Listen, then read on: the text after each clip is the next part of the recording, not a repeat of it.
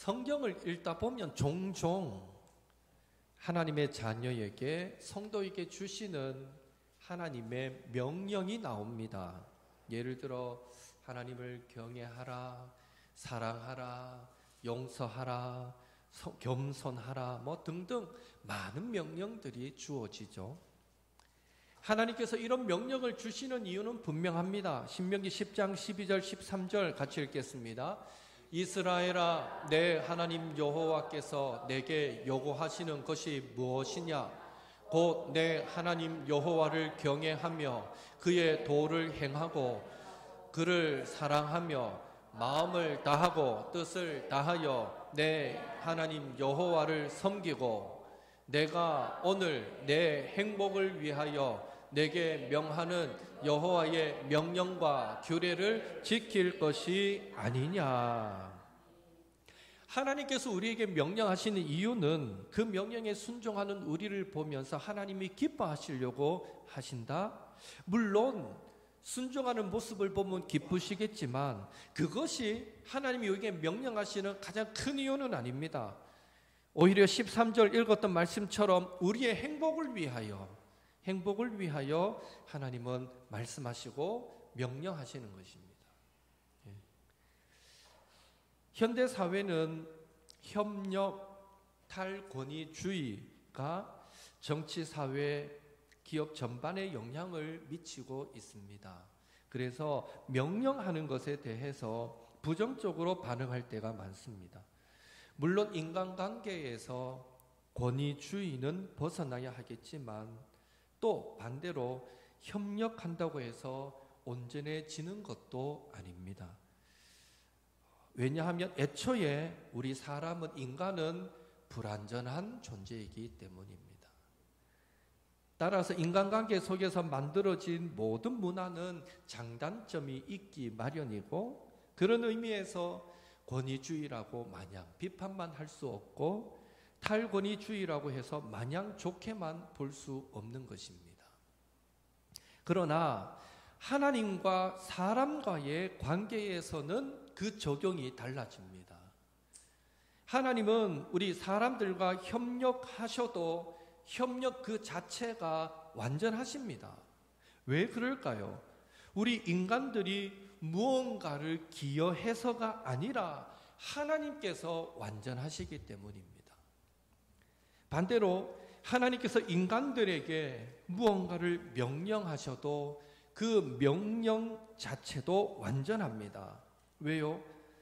인간이 명령하면 얼마든지 허점이 있을 수 있지만 하나님은 완전하셔서 실수가 없으시기 때문입니다. 이렇듯 하나님의 명령은 완전하다, 온전하다라는 것을 알면서도 탈권위주의의 시대를 살아가는 현대인들이 하나님의 명령에 순종하는 일은 여전히 어렵게만 느껴집니다. 왜 그럴까요? 때로는 하나님의 이 말씀들이 우리에게 순종을 넘어 복종을 요구하고 있기 때문입니다. 다시 말해, 내 마음이 허락지 않을 때에도 순종할 것을 말씀하시기 때문입니다. 용서하라, 사랑하라, 이 두 가지 계명만 놓고 생각해 보더라도 우리는 죽어도 용서하기 싫은 사람, 죽어도 사랑하고 싶지 않은 사람이 있을 수 있는 것입니다. 하나님, 다른 사람은 내가 다 용서하며 살게요. 그런데 저 사람만큼은 안 돼요. 이런 경우가 생길 수 있다는 것입니다. 우리 성도님 표정이 진짜 그럴 수도 있나라는 표정을 지어주셔서 감사합니다. 여러분은 절대 안 그럴 것 같은데 많은 경우에 종종 그런 일이, 내가 다른 사람은 다 용서하고 다 사랑하며 살겠습니다. 하나님, 근데 딱 저 사람한테만큼은 그러라고 말씀 안 했으면 좋겠습니다. 이런 경우가 있다는 거죠. 아직 한 번도 인생을 살면서 그런 경험이 없으시면 정말 감사할 일이고요. 그렇게 하나님의 명령을 우리는 거스를 때가 있습니다. 그러나 순종하기 힘들고 싫을지라도 우리가 하나님의 명령에 복종해야만 하는 이유가 무엇일까요? 앞서 말했듯이 하나님은 완전하시기에 그가 주시는 모든 명령 또한 완전하기 때문입니다. 그래서 복종할 수 있습니다. 하나님의 명령은 또한 우리에게 행복과 축복을 가져다 주기 때문에 복종할 수 있습니다. 그리고 이 땅을 살아가는 우리의 삶의 이유가 하나님을 영화롭게 하는 것이기에 우리는 순종을 넘어 복종을 통해 하나님을 기쁘시게 해드리는 것이 마땅하기 때문입니다. 바라기는 예배 시간을 통해 말씀을 듣든지 아니면 개인적으로 말씀을 묵상하시든지 간에 하나님의 말씀이 우리의 심령에 떨어질 때 인간의 불완전한 생각들은 뒤로 하고 아멘으로 화답하는 성도님들이 되셔서 하나님의 명령 뒤에 숨겨져 있는 축복도 온전히 받아 누리시는 우리 옥토의 모든 성도님들 되시기를 예수님의 이름으로 축원합니다.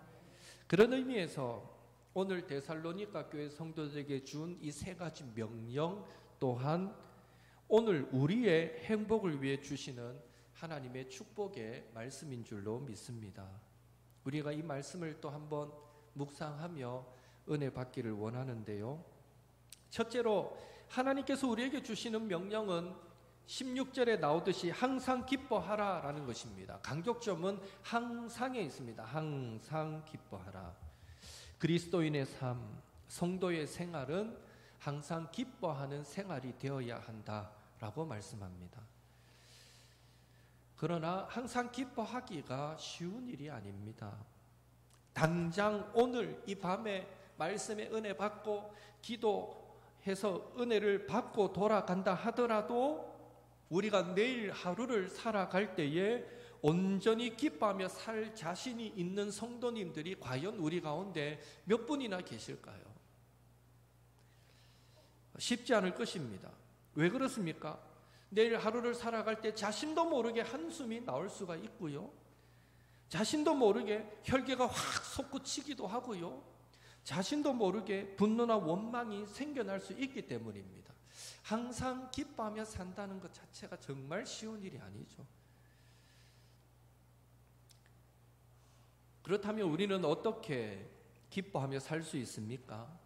보통 기쁨은 세 가지 차원에서 옵니다. 하나는 물질적인 부분입니다. 돈이 생기고 집이 생기고 차가 생기고 뭐 기타 등등 물질적인 부분이 채워지면 기쁩니다. 기쁘죠.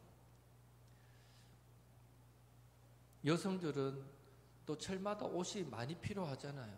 그래서 철마다 옷이 생기고 또 철마다 바꿔들 가방도 생기고 또 귀걸이, 목걸이 또 너무 하나만 똑같이 하기 참 단순하잖아요. 그래서 바꿔낄 보석도 한두 가지씩 생기면 기쁩니다. 그거 생기는데 불평할 여자분들 한 사람도 없습니다. 물질적인 부분이 채워지면 기쁨이 오죠. 둘째는 지적이고 정서적인 기쁨이 있습니다. 좋은 책을 읽고 내가 미처 알지 못했던 것을 깨닫게 될 때 기쁩니다. 그리고 좋은 음악을 듣고 좋은 그림을 감상할 때에 또 정서적으로 행복함을 느낍니다. 그리고 신령한 기쁨이 있습니다. 영적인 기쁨이라고 말할 수 있습니다. 이런 기쁨은 하나님이 주시는 기쁨이요, 하늘에서 내려오는 기쁨이라고 말할 수 있죠. 이런 영적인 기쁨은 물질적인 기쁨이나 지적이거나 정서적인 기쁨보다는 훨씬 더 큰 기쁨이다라고 말할 수 있습니다. 왜 그렇습니까? 영적인 기쁨의 그 감동은 물질적인 또 지적인 정서적인 기쁨이 주는 감동보다 훨씬 더 크고 영원하기 때문입니다. 그렇다면 우리는 신령한 기쁨을 어떻게 얻고 누릴 수 있습니까? 그것은 하나님의 큰 사랑을 깨닫게 될 때 가능합니다.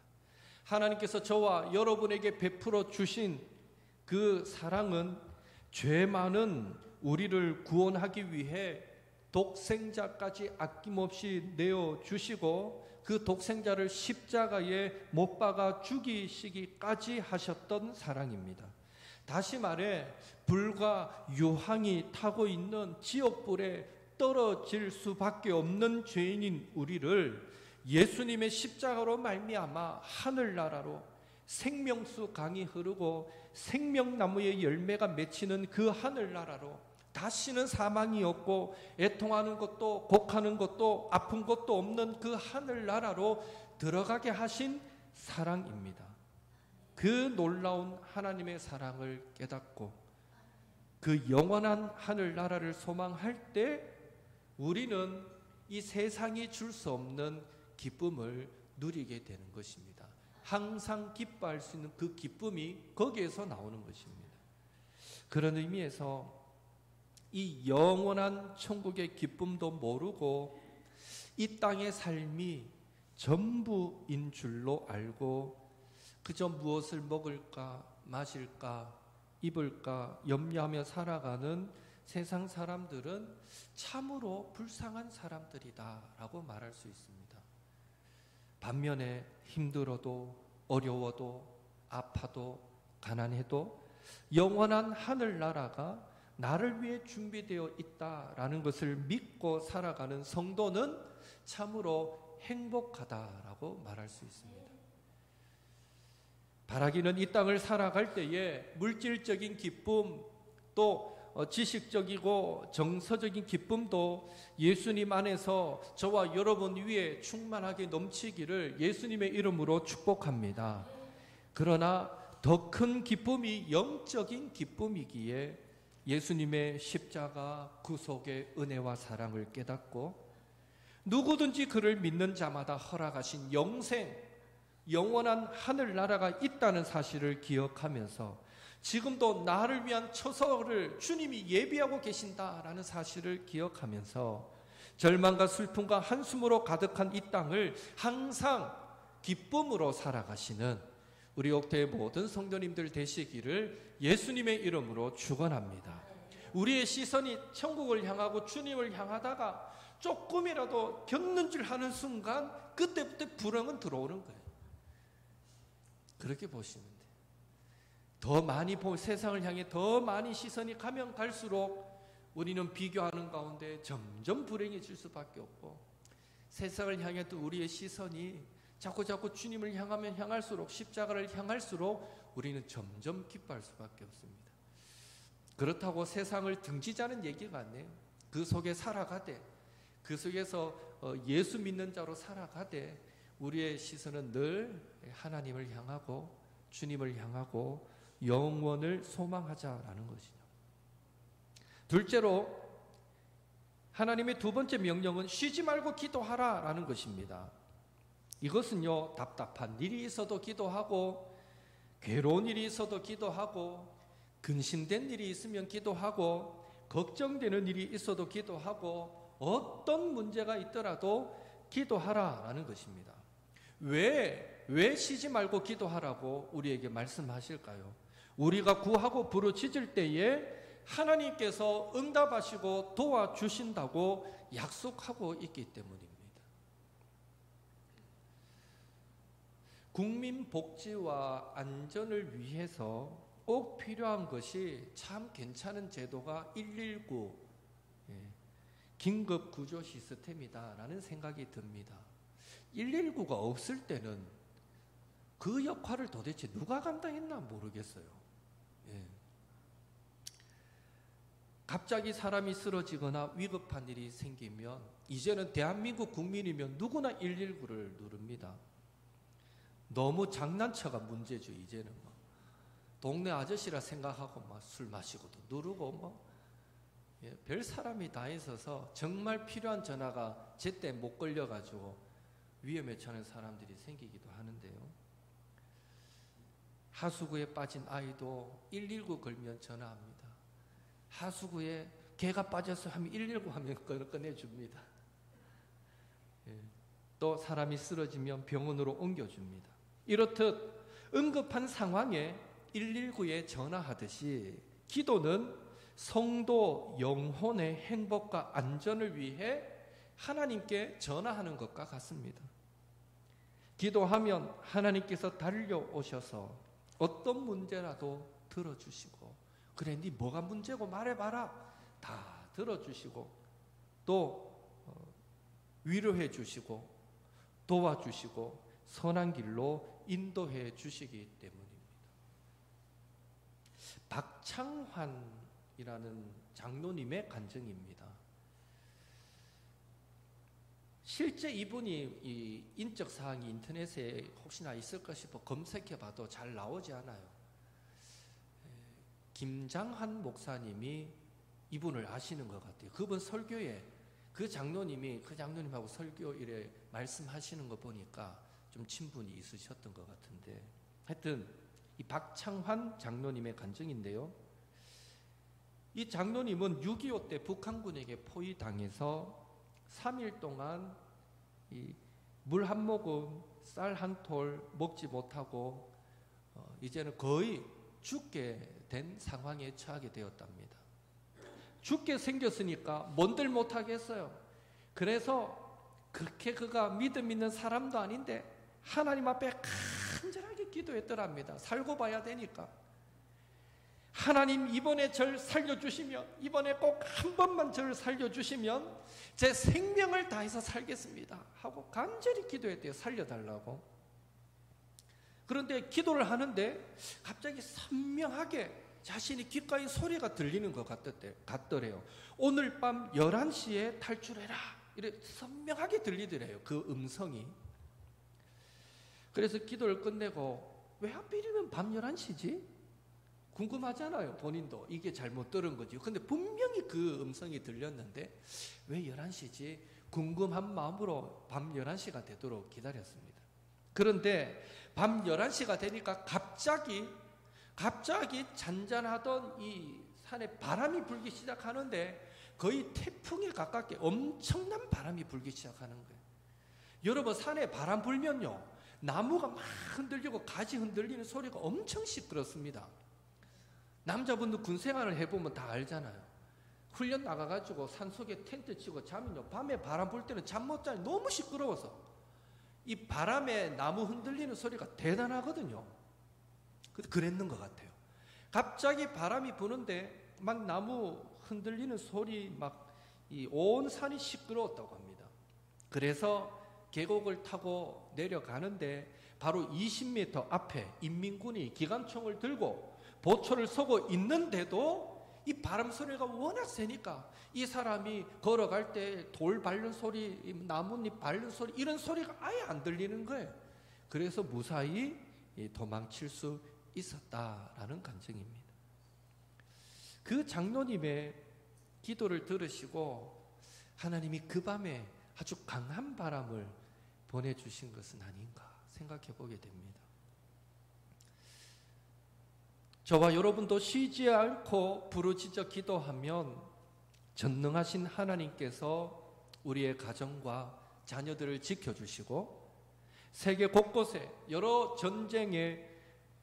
전쟁으로 말미암아 위태하고 어수선한 이런 나라 경제로부터 우리의 직장과 사업장도 지켜주시고 핵과 미사일을 앞세운 북한과의 관계에서도 이 나라를 지켜주시고 또 우리 교회도 구원의 방주의 역할을 잘 감당하도록 지켜주시고 인도해 주시리라 믿습니다.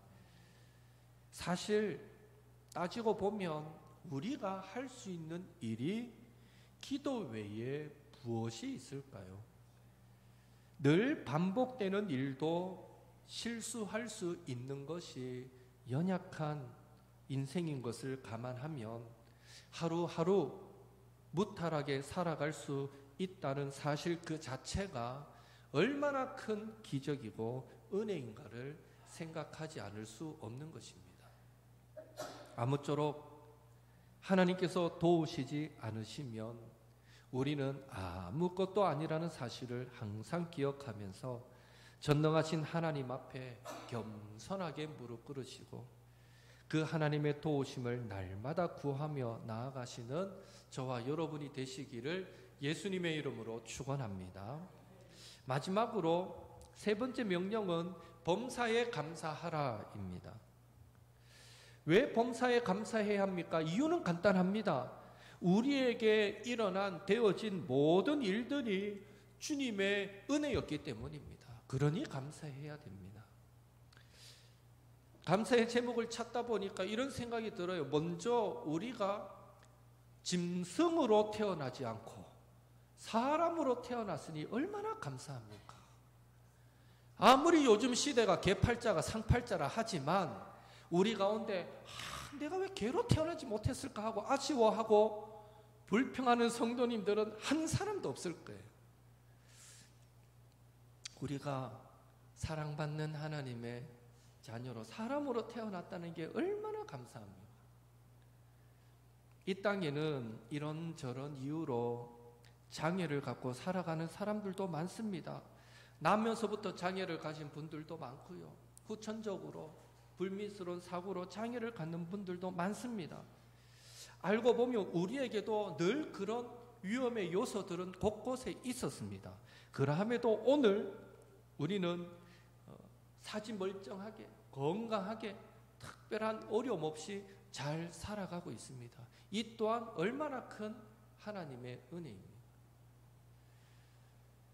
전 세계적으로 식량이 없어 굶어 죽어가는 사람들이 얼마나 많습니까? 북한만 하더라도 이 겨울에 얼마나 많은 사람들이 굶주림에 또 죽어가겠습니까?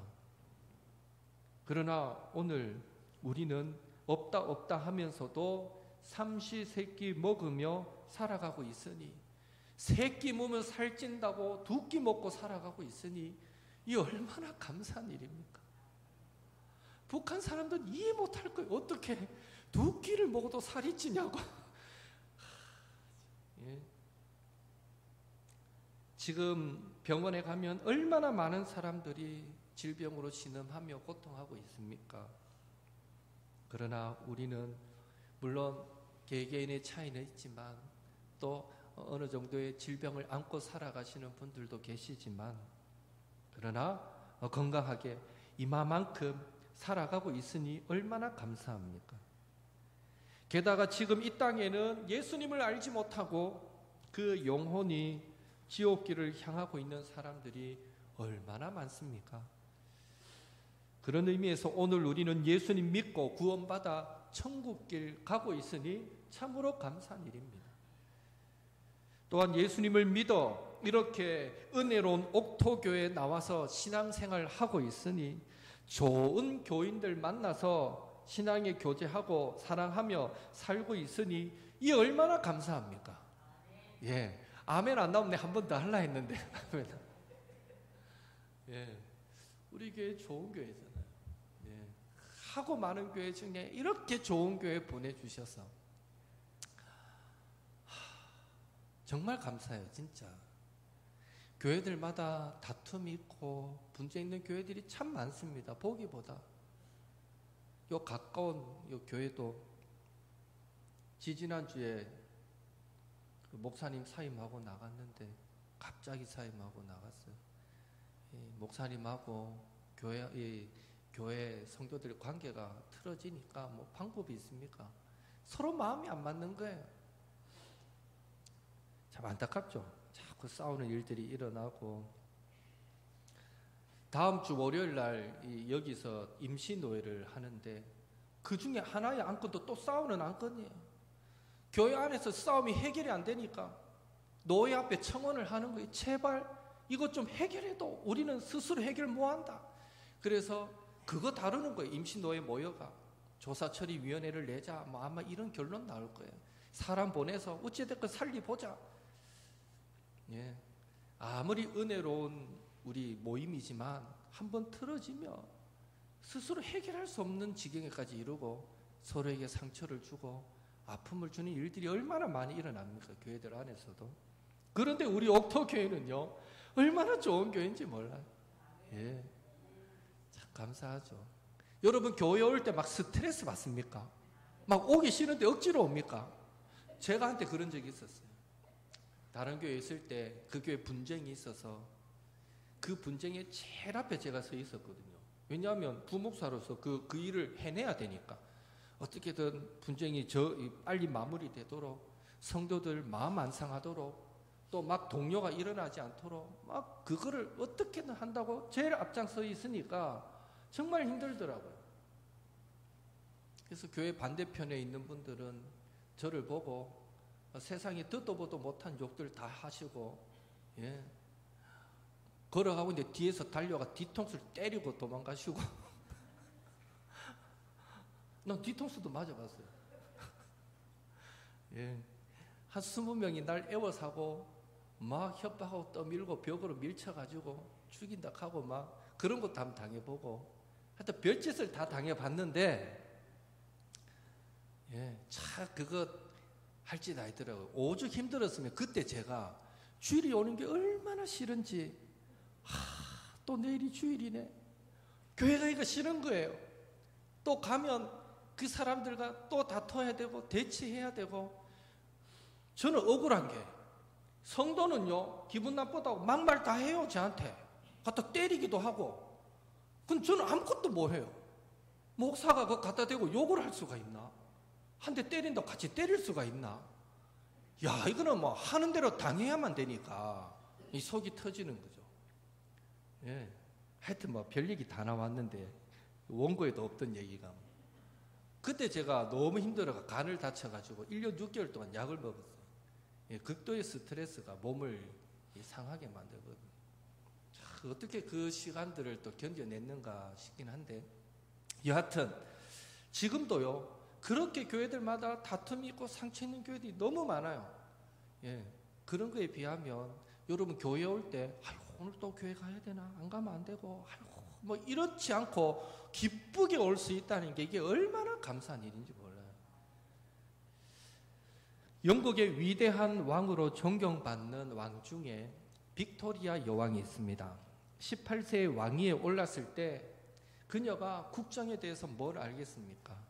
그래서 신앙이 좋았던 그녀는 열심히 성경을 읽고 지혜를 얻으려고 애를 쓰고 하나님께 엎드려서 기도하면서 그 나라를 이끌어 갔다고 합니다.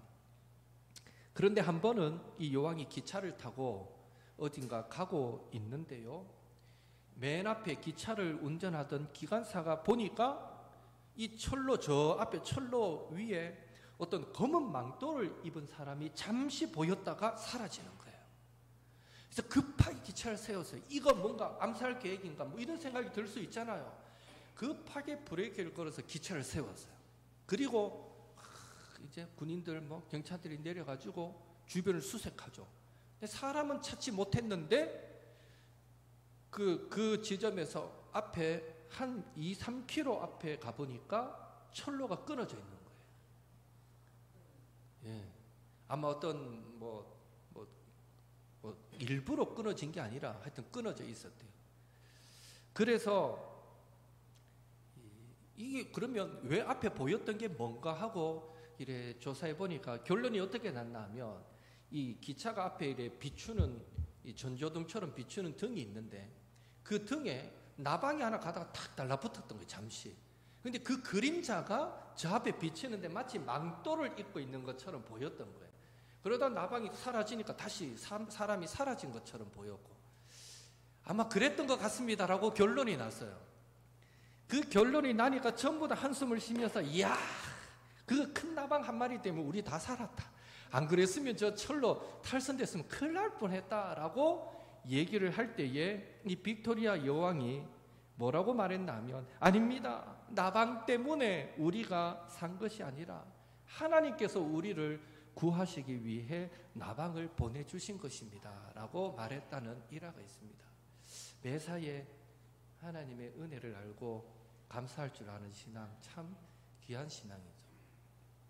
사랑하는 여러분, 하나님은 감사하는 사람을 그 믿음대로 감사하게 만들어 주시고, 또 감사한 것보다 더 큰 감사할 일들까지 허락해 주신다라는 사실을 믿으시고, 우리도 매사에 작은 것까지 남들이 우리에게 뭐 그런 것까지도 감사하나 싶은 그런 것까지 우리가 늘 감사하는 삶을 살아가시는 또 저와 여러분이 되시기를 예수님의 이름으로 축원합니다. 예, 우리 찬양하고 기도하겠습니다. 나는 아무것도 아닙니다. 우리 찬양하겠습니다.